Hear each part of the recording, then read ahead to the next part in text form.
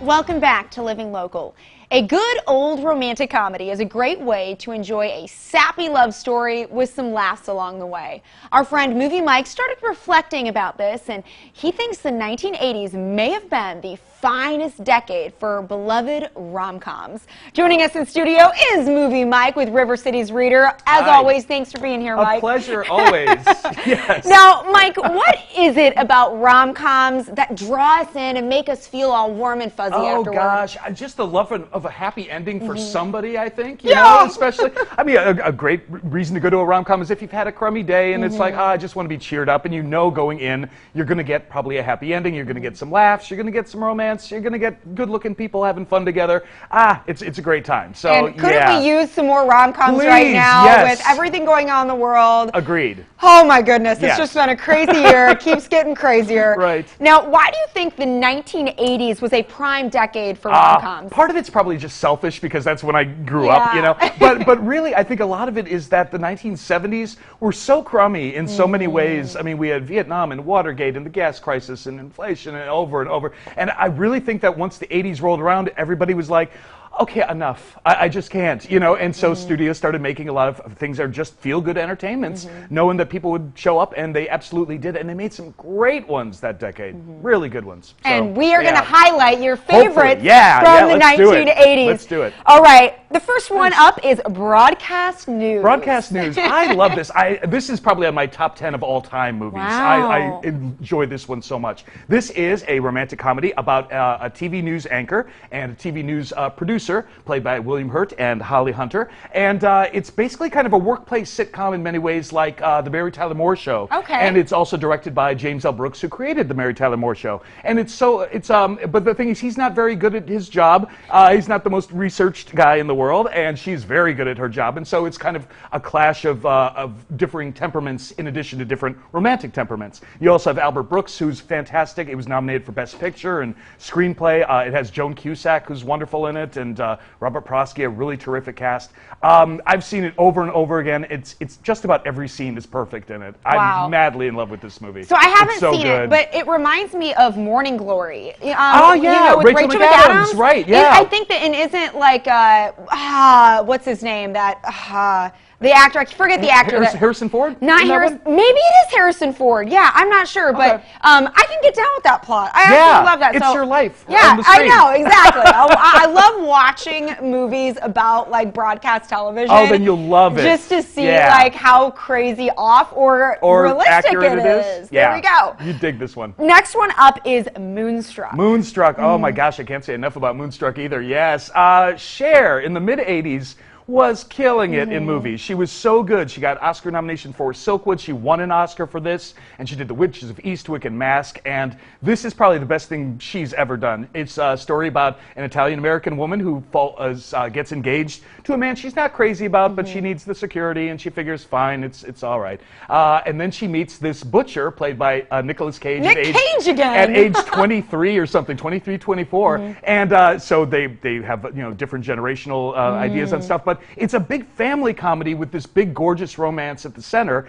But what's funny about the movie is kind of every character in it is in love with somebody. And so you've basically got like a dozen different romantic comedies all for the price of one. You've got her mother trying to have a relationship with her father, who's having an affair with someone else, and somebody who works at the butcher shop is having an affair with somebody else. It's just it's a riot. Oh my gosh. With an Oscar-winning screenplay, and Olympia Dukakis won an Oscar for it.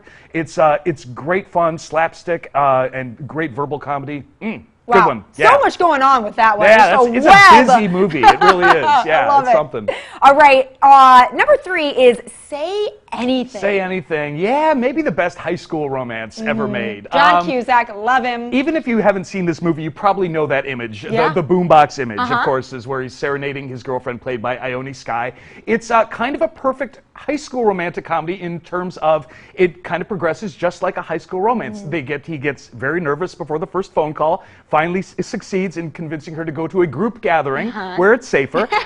Then they just kind of hang out for a few weeks until they start falling in love, and then she starts wondering if maybe they're getting too far in love because it's senior year of high school and she's going off to college and he's not. But it's wonderful. It's the first movie by Cameron Crowe, who went on to do Jerry Maguire and Almost Famous and won an Oscar for that. And and it's delightful. Another great cast in there. Joan Cusack shows up again because she's in everything. And it's got Lily Taylor and John Mahoney. It's wonderful, but it's really recognizable. It's kind of, things are exaggerated for comedic effect, but you pretty much know every character in that movie. You've met them in high school or afterwards. Oh, I love those. Yeah. The ones that are so relatable, and young love, you gotta Seriously, love that theme. It's charming as all get out. I love it. All right, number 4 is Tootsie. Tootsie. Okay, well, I'm kind of cheating on this one a little bit because this one isn't necessarily a romantic comedy so much as it is a slapstick comedy about an unemployed actor played by Dustin Hoffman who can't get a job anywhere in New York because he's notoriously difficult to work with. So what he does is he dresses up as a woman and applies for a job on a soap opera, which he lands. Oh, dang. And so he becomes the head doctor at a hospital on this soap opera, where he meets Jessica Lange, who plays one of the nurses on the show.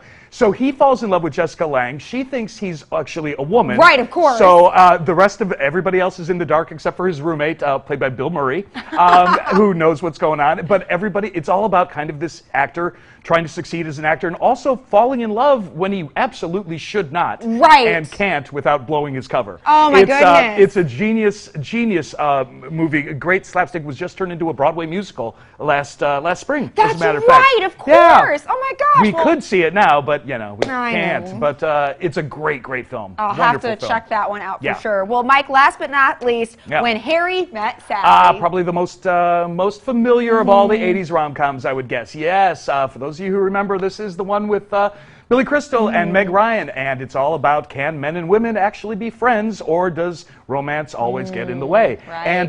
And basically, I guess the moral of the story is that men and women can't be friends because it is a romance. They do fall in love. But it's a great wisecracking comedy written by Nora Ephron, the late great Nora Ephron, directed by Rob Reiner. It has Carrie Fisher in one of her best performances ever. But it is just funny and charming. And if you've seen it, there is a scene set in a local diner that nobody will ever forget. Whoever sees that movie, it's the Meg Ryan performance of her career easily. It's pretty good stuff. Yeah, it's this a lot is of fun. one of the titles that I definitely recognize. And again, I was saying I don't think I've actually seen the movie, so I absolutely need to. I know I have 5 titles that I'm going to be watching very shortly here. Good. Well, Mike, thanks so much for being here. Such and a for pleasure. All the info. We appreciate problem. it. Well, you can read Mike's movie articles inside the latest River Cities Reader on stands everywhere and online at rcreader.com. We'll also have those details posted on rquadcities.com.